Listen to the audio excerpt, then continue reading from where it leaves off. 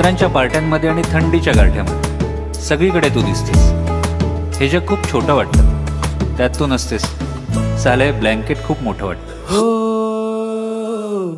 आली ही थंडी गुलाबी गुलाबी, त्यातही गच्च शराबी.